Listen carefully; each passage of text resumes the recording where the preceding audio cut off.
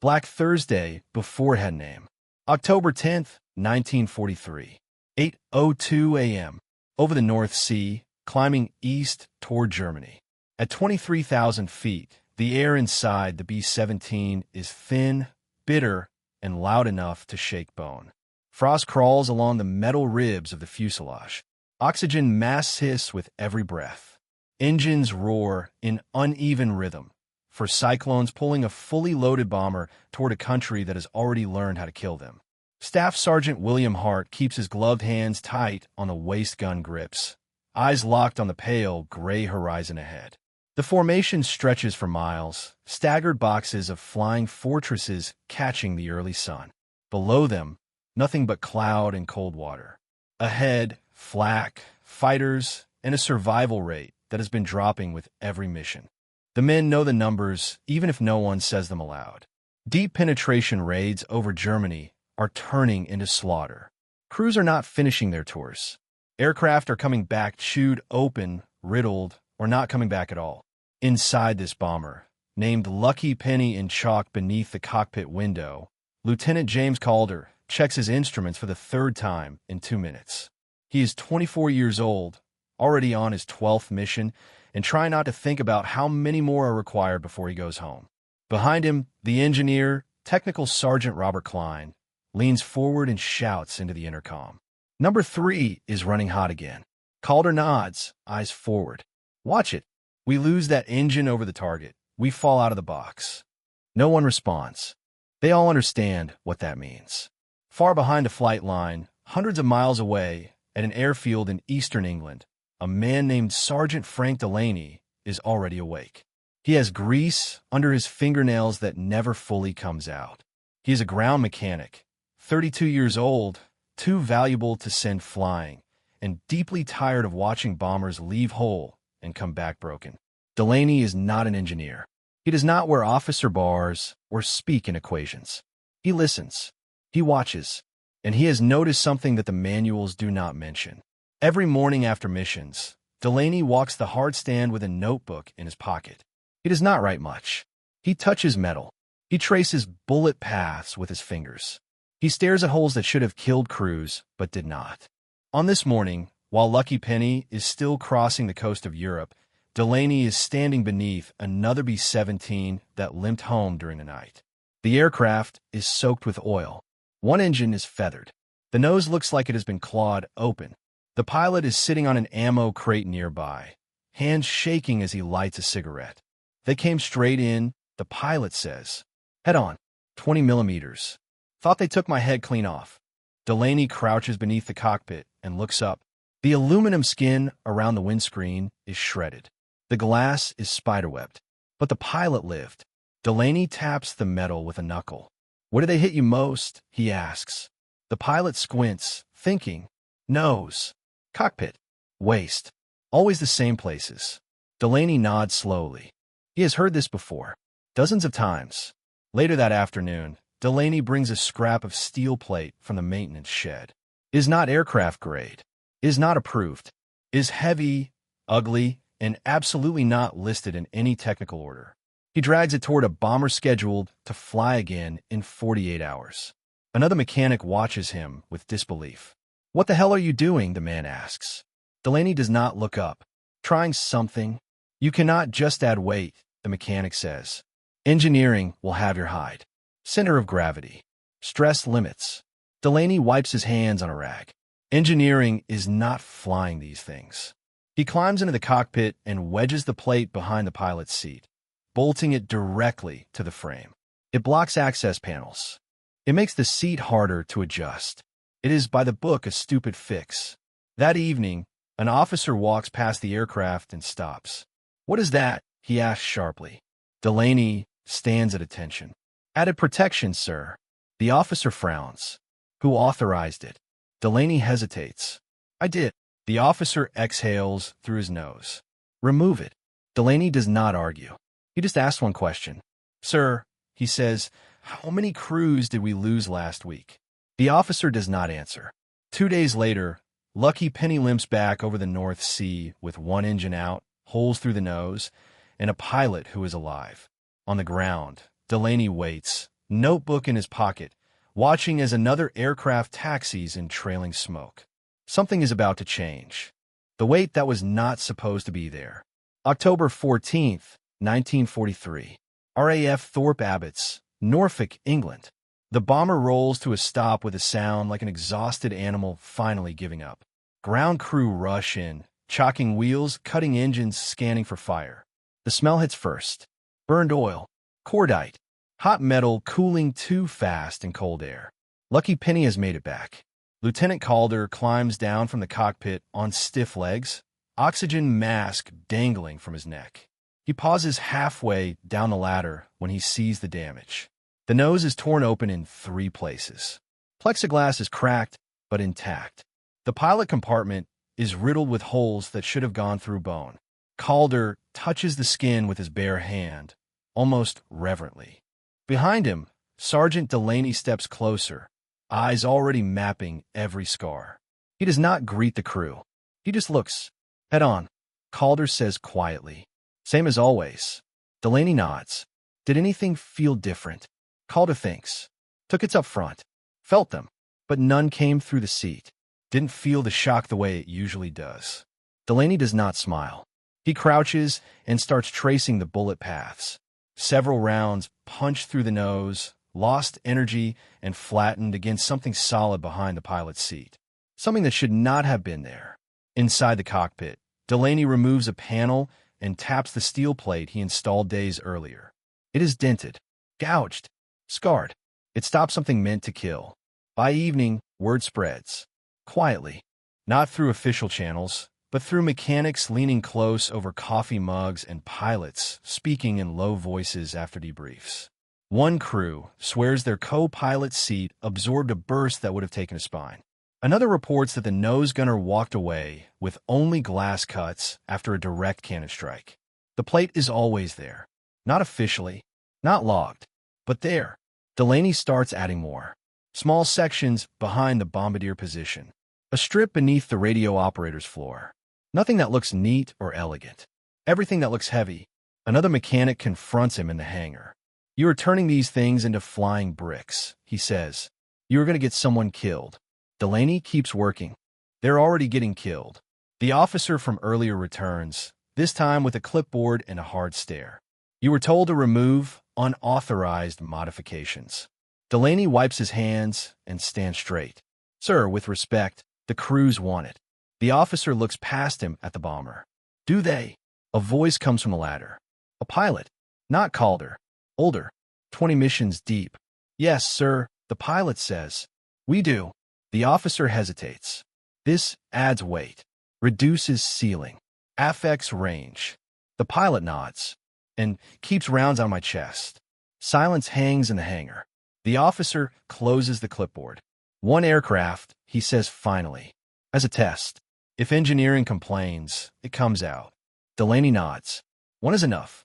October 14th becomes October 14th for a reason.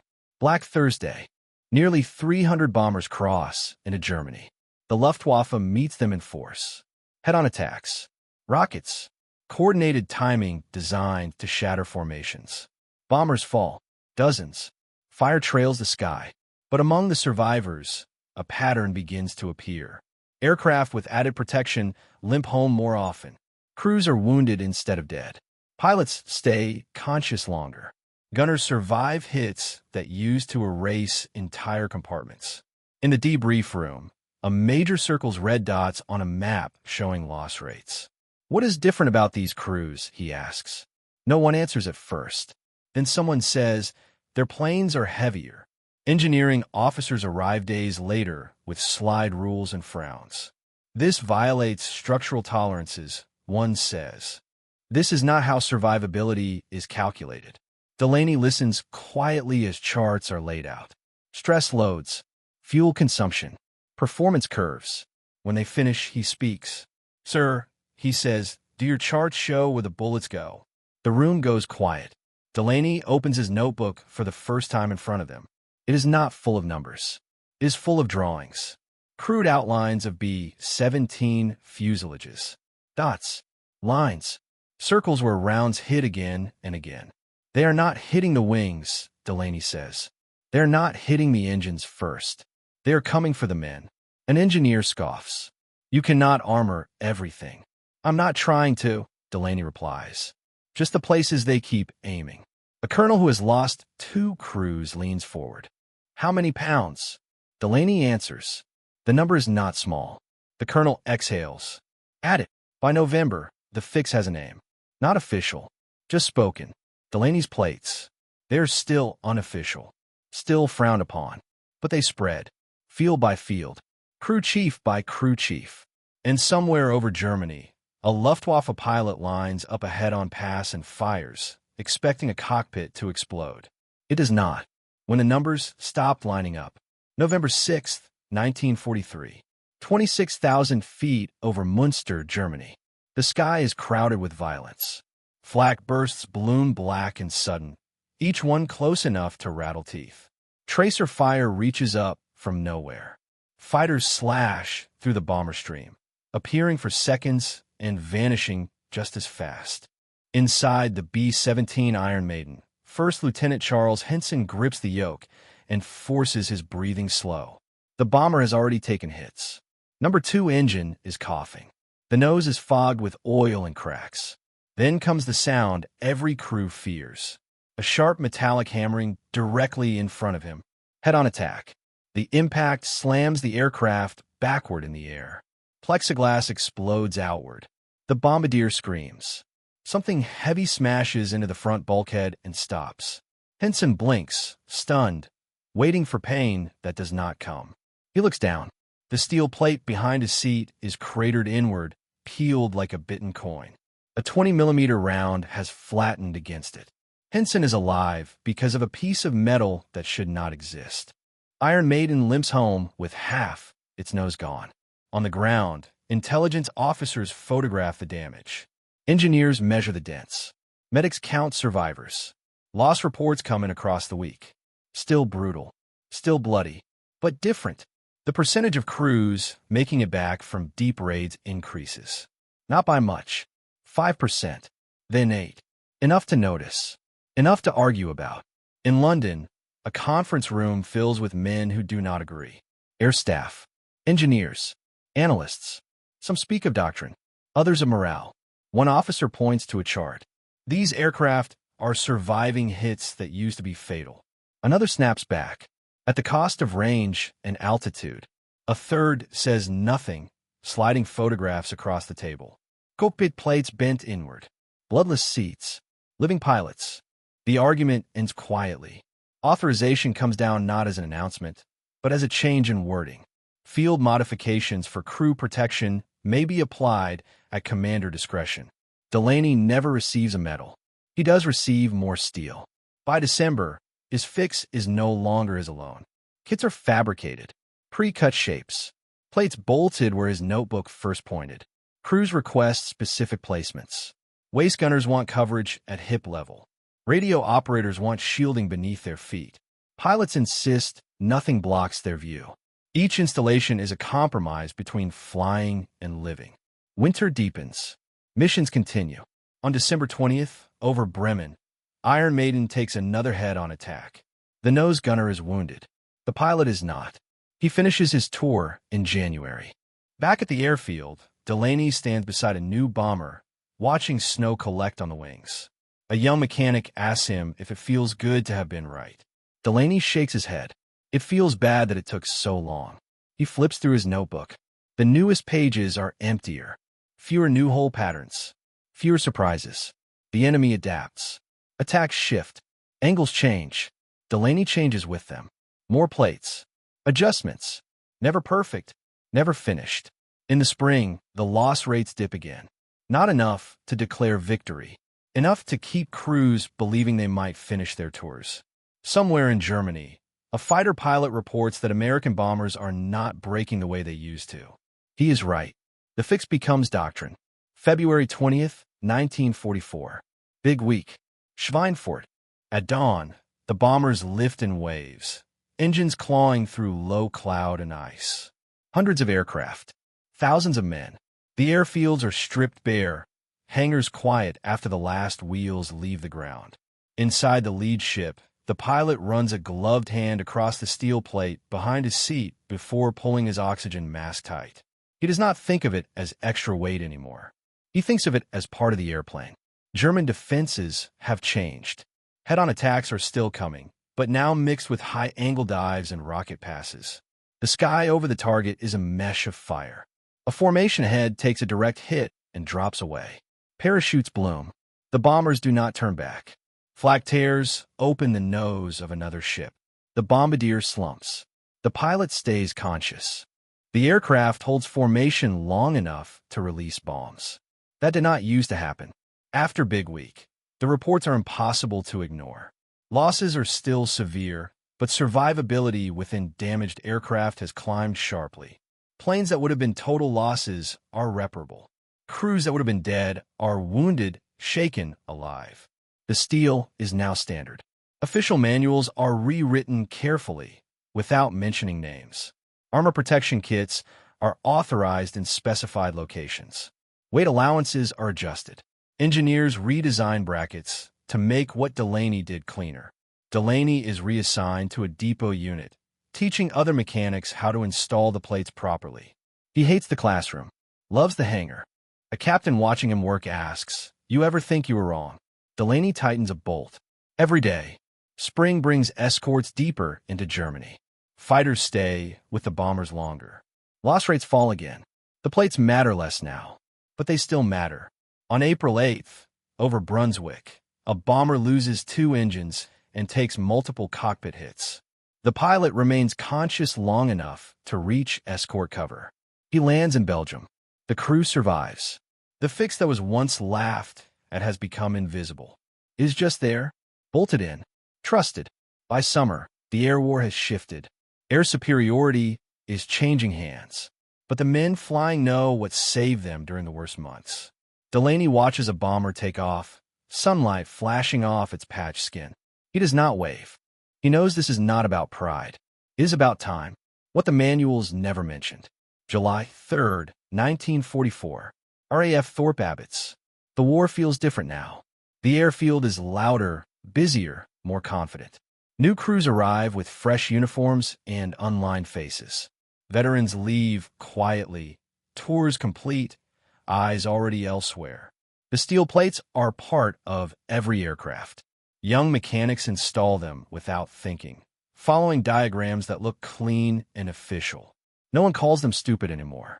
Delaney walks the line slower now. He watches new crews climb aboard, listens to their banter, their forced jokes. He knows which ones will change by winter. A lieutenant stops him near the briefing hut. "Sir, is it true they used to fly without armor?" Delaney nods. For a while, the lieutenant shakes his head. That's insane. Delaney almost laughs. On missions, damage patterns have shifted.